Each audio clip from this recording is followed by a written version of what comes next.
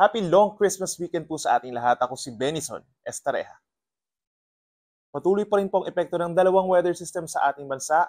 Una na po dyan ay ang shear line o yung linya kung saan nagtatagpo ang malamig na northeast monsoon at ang mainit na easterlies. Kaya meron po tayong mga kaulapan pa rin at mga paulan dito sa silangang parte po ng Luzon. Habang over the rest of Luzon, meron pa rin tayong epekto ng malamig na northeast monsoon or amihan at sinasamahan din po ng mga minsang malalakas na mga pag-ulan.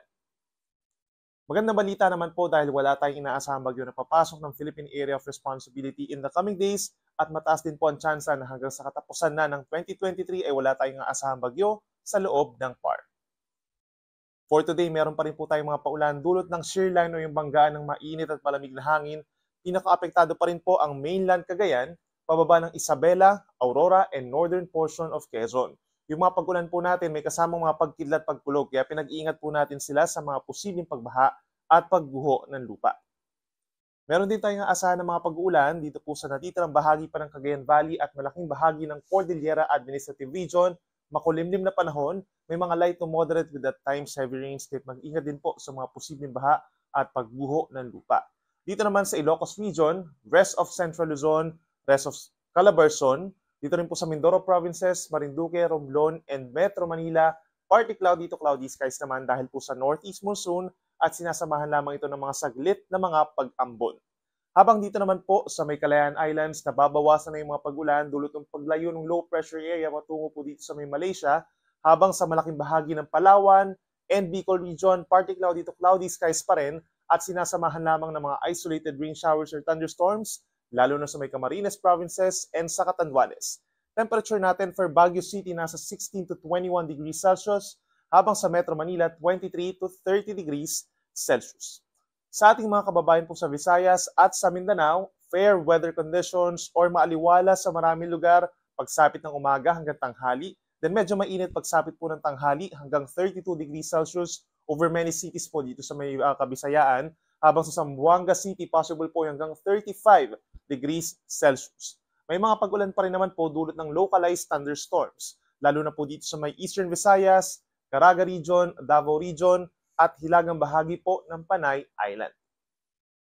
Sa ngayon, dahil po sa malakas na northeast monsoon, ay meron pa rin tayong gale warning sa malaking bahagi na po ng Luzon, dito rin po sa may Eastern Visayas. Hanggang 6 meters po or nasa halos 2 palapag ng gusaling taas ng alon, dito po sa Batanes, ngayon din sa baybayin po ng Cagayan kabilang ng Babuyan Islands, baybayin ng buong Ilocos Region from Ilocos Norte hanggang Pangasinan, dito rin po sa may kabilang banda Isabela, pababa ng Northern Quezon, Aurora, dito rin po sa may Calaguas Islands, Northern and Eastern Coast of Catanduanes, Northern and Eastern Coast of Eastern Samar, Eastern Coast of Eastern Samar, at meron na rin po tayong gale warning dito sa Rapu-Rapu, Albay at bahagi pa ng Sorsogon and even dito po sa may Kalayaan Island sa Palawan. Matataas ang mga pag-alon, delikado ito sa anumang uri ng sasakyang pandagat. Most likely po meron tayong mga suspensions ng sea travel doon, lalo na sa mga maliliit na mga bangka at yung mga mangingisda nating kababayan. In the coming days, dahil pa rin po sa malakas na northeast monsoon, mataas ang tsansa na meron pa rin tayong gale warning sa baybay ng Northern Luzon at sa eastern seaboards ng Central and Southern Luzon.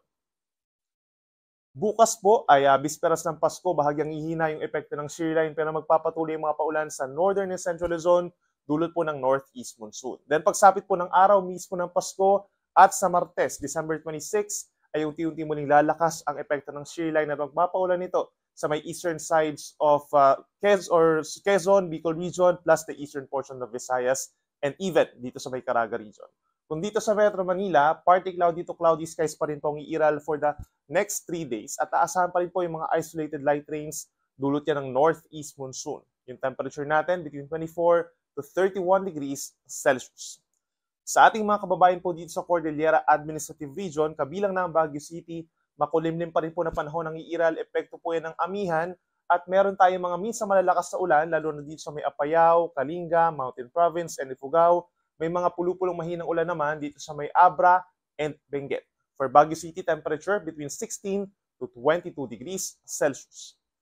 Sa ating mga kababayan po dito sa Legazpi City, dahil sa paglakas ng northeast monsoon, mararanasan nila yung bahagyang pagbaba ng temperatura sa araw mismo ng Pasko at sa Martes at aasahan lamang po yung mga pulupulong mahinang pag-ulan.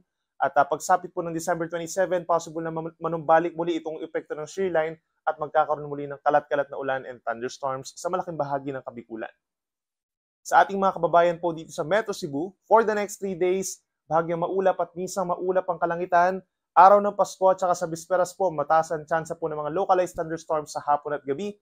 Then pagsapit ng December 26, Tuesday, umaga pa lamang may tsansa na ng mga pag-ulan. At panghuli, sa atong mga kaigsunan din na over Metro Davao, over this long weekend, asahan po natin ang bahagyang maulap at minsang maaraw naman na umaga. Sa tanghali ay possible hanggang 33 degrees Celsius na maximum temperature. Then meron lamang pong tsansa ng mga localized thunderstorms, lalo na sa gabi hanggang madaling araw. Ang araw ay sisikat mamaya 6:17 ng umaga at maaga pa ring lulubog 5:33 ng hapon. Yan muna ang latest mula dito sa Weather Forecasting Center ng Pag-asa. Ako muli si Benison Estareha na nagsasabing sa naman panahon, Pag-asa ang magandang solusyon.